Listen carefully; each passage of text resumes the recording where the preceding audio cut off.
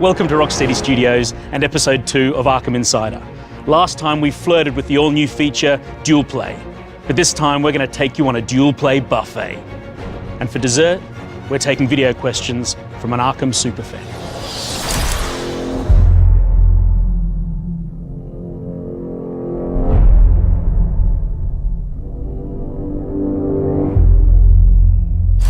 We are back on the world's most comfortable couch, and I'm joined here by Tim Hannigan, the lead AI programmer at Rocksteady Studios. Tim, how you doing? I'm doing great, thanks. How are you? Good. It's been a tough project, right? It has been a tough project, but we're nearly there. Close to the end. I can smell it. Smell the finish line. It's just around the corner. Now, we showed a little bit of Dual Play in the All Who Follow You trailer. I promised everyone an all-you-can-eat smorgasbord of Dual Play, and I'm hoping you're the chef who can take us there. Yeah, I shall do my best, thanks. Good man. Talk us through where we're at and what we're doing. So what we're seeing here is Batman and Nightwing. They're going to team up. They've been tracking down Penguin. Mm-hmm. He's got these weapon caches throughout the city. So he's got these locations, he's hiding weapons, he's stockpiling weapons, he's kind of supplying the weaponry to the other people in Gotham City. Okay. And you and Nightwing have teamed up to try and track him down. So you as Batman are going to try and infiltrate and join up with Nightwing inside the cache to take out the enemy. And we make a classic Batman entry straight through the ceiling and then seamlessly straight into combat. As always, straight into combat. So obviously the big goal with our combat system is always to go straight into combat and to be seamless once you're there. And then talk us through what happens from here in the context of Dual Play. So from here, you're both fighting at the same time. The AI is taking control of the character you are not controlling. Cool. At any point, as Batman, for example, you can switch to Nightwing, and the AI will switch to take control of the other character. If you're building your combo with Batman and you see that there's an enemy over by Nightwing you want to take out, you can switch to Nightwing, you'll keep your combo. If you've got your special charged up, you can instantly use your super combo takedown on that thug. Super combo takedown, and that's these sort of epic takedown moments where both characters team up for a complete KO on that thug. Yeah, if you build up your takedown meter by hitting the thugs, then when you've got enough charged up, you can execute that Dual Play takedown. And then what about other features that we've seen previously in free flow combat? We've got weapons that you can pick up off the ground, we've got double and triple takedowns.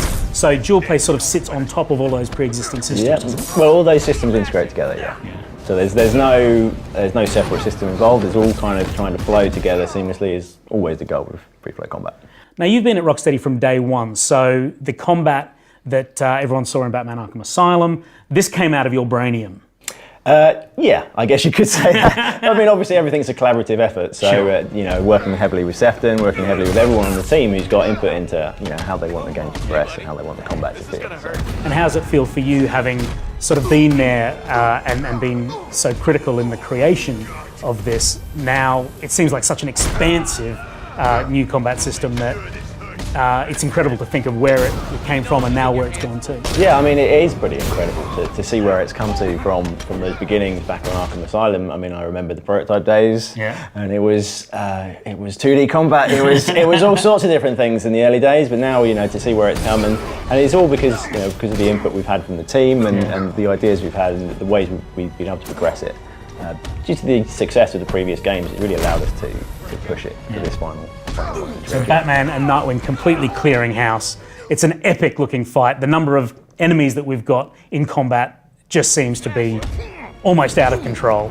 We've definitely had to up the count this time to account for the fact that there's 2 heroes in the room. Makes perfect sense. Tim, I think Dual Play is going to be one of those features that people go crazy for when they get their hands on Batman Arkham Knight. You have done an awesome job with this, but I know you're busy. You've got to get back to it, right? I do indeed. Thanks for your time. No problem. Tim Hannigan. Hey, what's up you guys, it's Caboose XBL. You know that I've been covering Batman Arkham Knight on my channel for over a year now, and with 2 months to go, I've got some questions to ask. It seems Scarecrow has gotten Gotham City to evacuate in Batman Arkham Knight. What will be going on in the city to make it still feel filled with stuff to do 24/7? The streets of Gotham City are jam-packed with action. We've developed an emergent rioting system which sees all of the thugs of various factions ripping up the streets of Gotham, and Batman can get involved in that anytime he wants.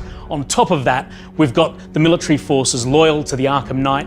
They are spreading their presence throughout the streets as the game progresses. We're talking tanks, we're talking mobile infantry, we're talking airborne drones. There's also members of the emergency services in peril, and they need Batman's help. And then on top of all of that, we've got the Riddler with his ever-present threat. We all know the Joker is dead, but in the Arkham Knight prequel comics, it seems that he's left a permanent scar on Batman. Will we see elements of that within the Batman Arkham Knight story? The death of the Joker at the end of Batman Arkham City had a massive impact on Batman and the entirety of Gotham City. The chaos that Joker represented is no longer there, and that has allowed the Scarecrow to unify all of the forces of the Rogues Gallery, and that spells bad news for the Dark Knight. Besides the Batmobile, of course, what would you say was the most fun and most challenging new feature to create in Batman Arkham Knight? Building out the entirety of Gotham City in immense detail, I think, has probably been the biggest technical and creative challenge for everybody here at Rocksteady. Seeing the Gotham City that we've built come to life has been incredibly fun and so satisfying. But for me personally, I think the dual play features in the game are absolutely incredible. Teaming up with Catwoman for a dual play takedown, nothing beats that. It seems the Riddler is at it again in Batman Arkham Knight. One thing we all love to hate are those challenging puzzles to get the Riddler trophies. How hard are they this time around? If it's bright green and it's got a flashing question mark above it, you can bet your batarang it's going to be tough. The Riddler's back and he is challenging Batman like he never has before. As a team, we've challenged ourselves to come up with some of the toughest riddles we can possibly think of. But we're not sending you out alone. The Riddler informants are also back, but this time it ain't going to be so easy to squeeze that precious intel out of them. Thank you so much for answering all the questions, and if you want to know where to find me, just search CaboosXBL on YouTube or shine that bat signal up in the sky. See you guys later. If you've got any questions for us at Rocksteady, send them in and we'll answer as many of them as we can. That's it for this episode of Arkham Insider. We'll see you next time. And don't forget, be the Batman.